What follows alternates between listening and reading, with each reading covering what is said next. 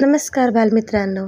आज आपण फुत्कार नावाची एका सापाची गोष्ट ऐकणार आहोत. ही एक दंतकथा आहे.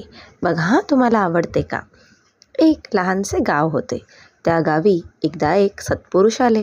त्यांना कळले की गावाबाहेरील एका झाडीत एक भयंकर सर्प आहे. तिकडे कोणीही गेले की सर्प त्याच्या मागे धावतो. काहींना दंश करून सर्पाने त्यांचे प्राण देखील घेतलेत.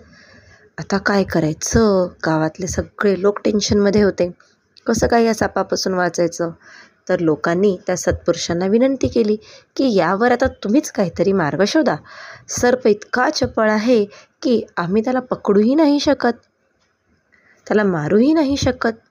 आता मग सत्पुरुष त्या सापाला शोधण्यासाठी गेले. सत्पुरुष त्या झाडीत गेले. सर्प आपल्या बिळातून बाहेर आला. धावत येऊन सत्पुरुषावर आक्रमण करण्याची त्याची इच्छा होती, पण त्या सत्पुरुषाचा चेहरा पाहून, त्यांच्या डोळ्यातील प्रेमपूर्वक भाव पाहून तो साप थबकला.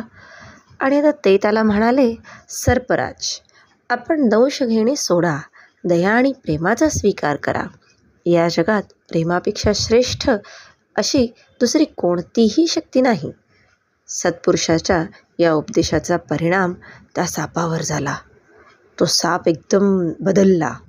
आपल्या उग्रतेचा त्यालाही त्रास व्हायचा. त्यालाही वाटायचं की आपण किती चिडचिड करतो, प्रत्येक क्षणी आपल्याला चौकस राहावे लागते. आणि या आवेगाने त्याचे शरीर ताणून जायचे. त्याला देखील टेन्शन यायचं ना की आता लोक आपल्याला मारतील, लोक मारतील, असा सारखा विचार करून करून तो सारखा चिडलेला असायचा. आणि चिडून चिडून त्याला भूक लागायची नाही, सारखा मारामारी करायचा. असा बिचारा साप देखील त्रासून गेला होता. मग त्या सत्पुरुषाचे म्हणणे ऐकून सर्पाने उग्रतेचा त्याग केला. तो अहिंसक बनला.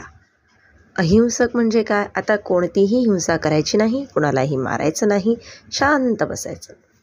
लोकांना आता शांतता वाटू लागली. पण नंतर एकदा मुलांची एक टोळी तिथे गेली. त्या मुलांनी त्या सर्पाला त्रास द्यायला प्रारंभ केला. मुले त्याला नेहमीच दगडे मारू लागली. त्याला जखमा झाल्या. आता तो आपल्या निश्चयापासून ढळला नाही आहे. मात्र त्याने नक्की ठरवलं होतं की आपण अहिंसक राहायचं. काही महिन्यानंतर ते सत्पुरुष पुन्हा तिथे आले. त्यांनी बघितलं तर अरे, हा आधीचा असा रागीट साप एकदम दुःखी कसा काय बरं?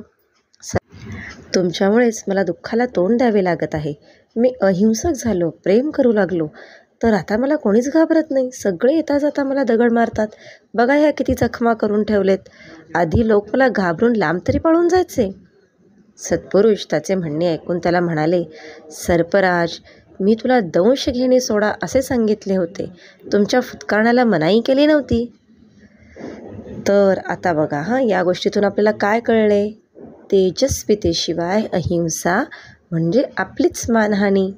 त्यामुळे सापाने चावा न घेता नुसता फणा देखील काढला असता तरी लोक घाबरून पळाले असते. त्याला त्याचे अस्तित्व जपायला हवे होते. तुम्हाला कशी वाटली गोष्ट? आवडली असेल तर लेटेस्टला लाईक करा, शेअर करा आणि सबस्क्राईब करा. Thank you very much.